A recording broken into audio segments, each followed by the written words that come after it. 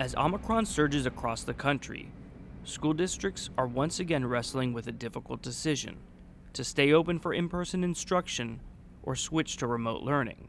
More school districts in Central Texas are responding to the rise in COVID cases in the community.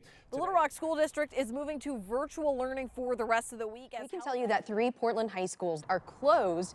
Classes moved to online instruction instead. For parents, students, and educators, now in their third academic year disrupted by the pandemic, it means more uncertainty. We were really optimistic that life was going to be able to kind of get back to some kind of normalcy, as normal as our life has ever been, at least. And then with Omicron and our school district, they're taking a week off, and maybe that's going to be turned into permanent distance learning. And then also not really having a better answer for how we integrate kids like ours with serious special needs into distance learning programs where they're getting anything out of it. Nolan Callender has 2 sons in the David Douglas School District in Portland. Both are on the autism spectrum.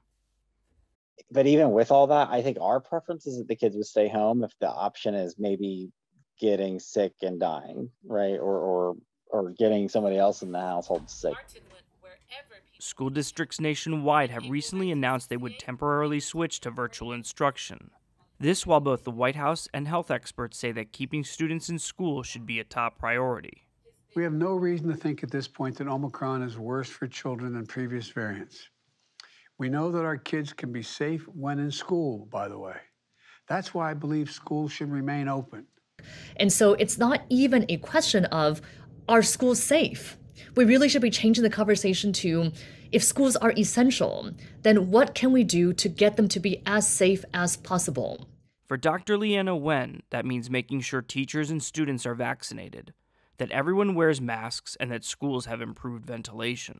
We cannot keep schools closed every several months, every few months, every time there's a surge. Schools should be the first to open, the last to close, and really should not be closing at all at this point.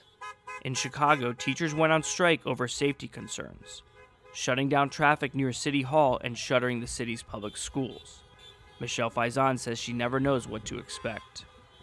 It's been challenging dealing for me with the constant schedule changes and scrambling to find childcare so that I can work. I do work full time.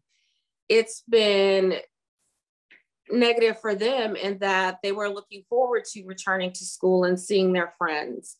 Chicago's schools have reopened, but the feeling that they could go remote again at any moment worries parents like Maggie Owens, whose 5-year-old daughter Louise has a developmental disorder. In school, she received all of her therapies, speech therapy, physical therapy, occupational therapy.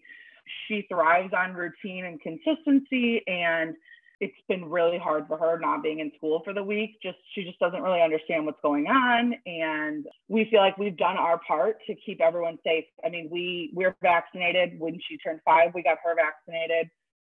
We didn't go to any big gatherings over the holidays, but my frustration was right now in Chicago, you can do everything else.